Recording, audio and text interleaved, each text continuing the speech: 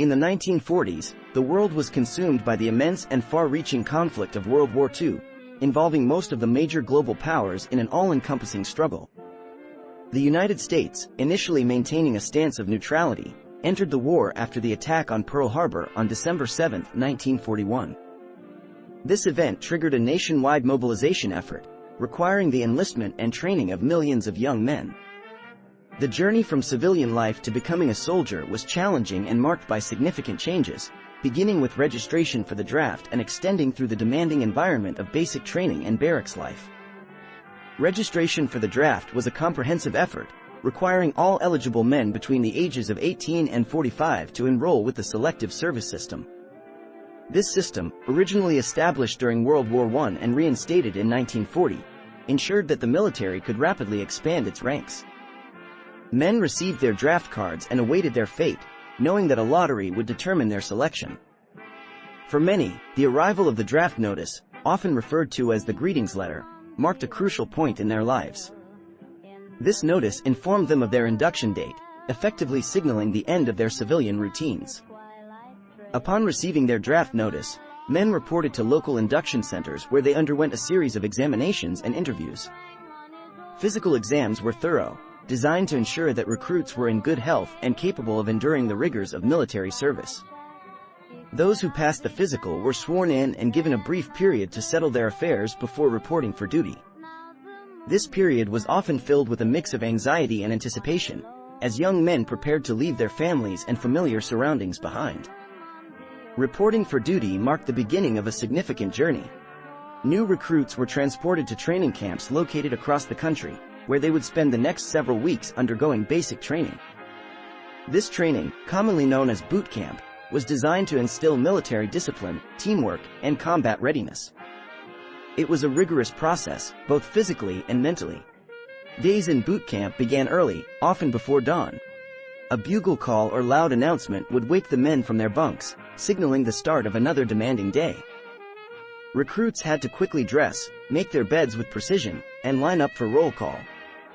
Mornings typically started with physical training, which included running, calisthenics, and obstacle courses. These activities were intended to build stamina, strength, and endurance, qualities essential for soldiers. Drill instructors, known for their stern demeanor and relentless demands, played a crucial role in shaping recruits. These experienced non-commissioned officers were tasked with enforcing discipline and ensuring that recruits met the high standards expected of them. They led the men through drills, marches, and weapons training, all designed to teach the skills necessary for survival and effectiveness in combat. Weapons training was particularly intensive, as recruits learned to handle rifles, pistols, and other military equipment with precision and confidence. The communal living arrangements in the barracks were a stark contrast to the privacy of civilian life. Recruits lived in large dormitory-style buildings, with rows of metal bunks and minimal personal space. Each man had a small locker for his belongings, and maintaining cleanliness and order was paramount. Inspections were frequent, and any deviation from the expected standards could result in extra duties or disciplinary action. Despite the strict environment, a strong sense of camaraderie developed among the men. Shared experiences, common hardships, and the collective goal of becoming effective soldiers forged deep bonds. Life in the barracks was regimented but not devoid of moments of respite. Evenings, after the day's training was done, offered some time for relaxation. Recruits often gathered to play cards, engage in conversation, or write letters home. These letters were a vital connection to loved ones, providing comfort and a sense of normalcy amid the rigorous demands of training. Sundays, if not filled with additional training, allowed for religious services and a brief respite from the relentless pace.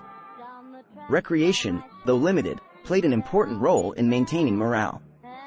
Organized sports were a common activity, with baseball, basketball, and football games providing a much-needed outlet for physical energy and fostering teamwork. These games were fiercely competitive, offering a break from the monotony and a chance to build team spirit. On rare occasions, recruits were granted passes to visit nearby towns. These excursions, though brief, provided a welcome escape and a chance to experience the semblance of normal life.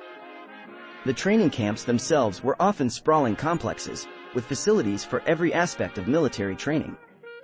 Barracks, mess halls, training fields, firing ranges, and medical facilities were all part of the landscape. Mess halls served as the central dining area where recruits gathered for meals. The food, while not gourmet, was substantial and designed to meet the nutritional needs of hard-training soldiers. Mealtimes were structured, with little room for leisure, as efficiency and order were maintained. The shift from civilian to soldier was not merely physical but also psychological. Recruits had to adapt to a new way of thinking, where individual desires were subordinated to the needs of the unit.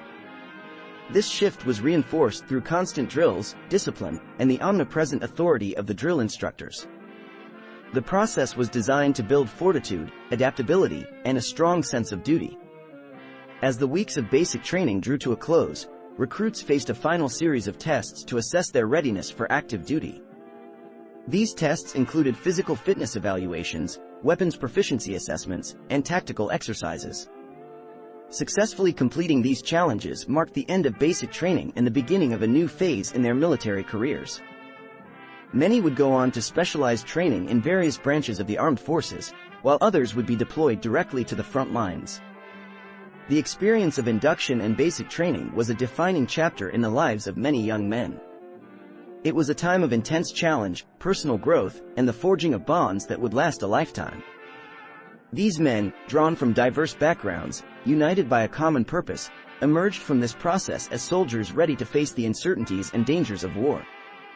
The skills and discipline they acquired during this period would serve them well, both on the battlefield and in their post-war lives, shaping a generation that played a pivotal role in the outcome of World War II and the subsequent shaping of American society.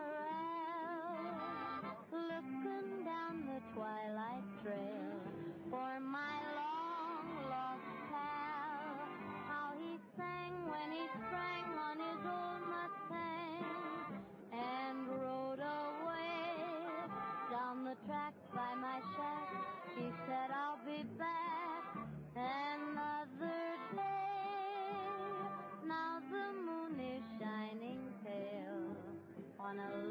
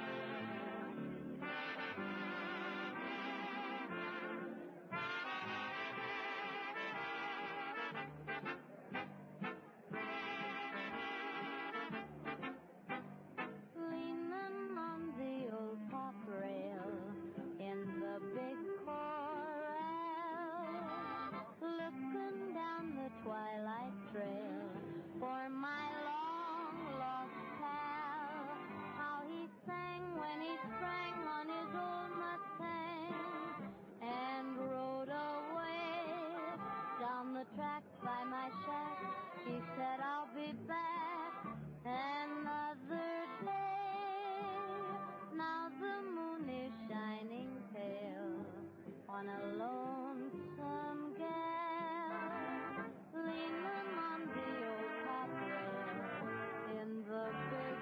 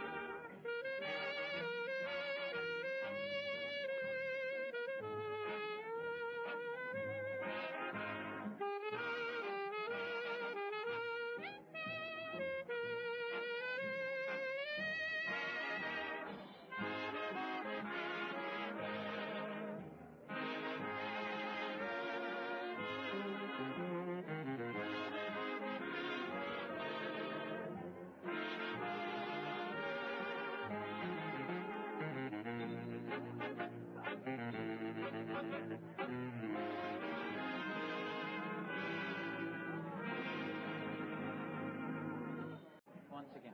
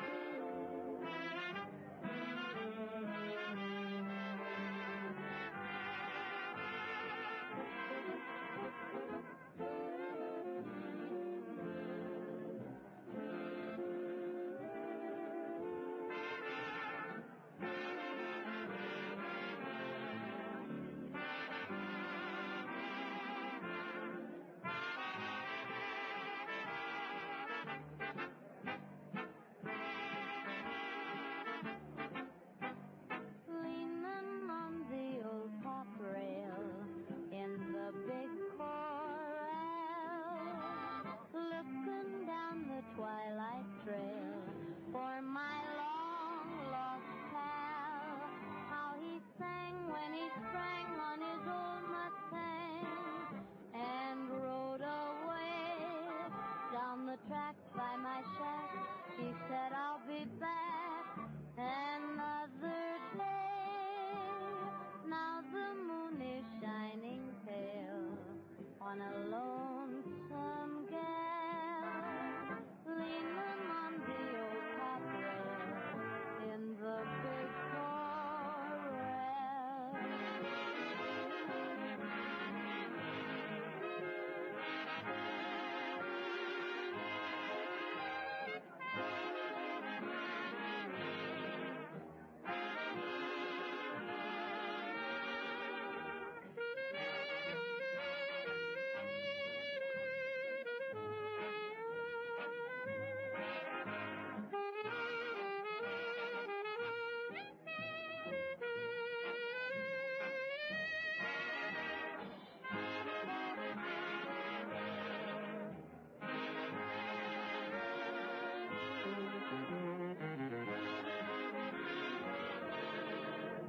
Much obliged you hopped on board for this snazzy trip through American life in the 1940s and 1950s, all captured through nifty vintage photographs. If this flick's got your motor running, don't be a square. Click on that jolly bucket of bolts to subscribe to the channel for more top drawer content just like this.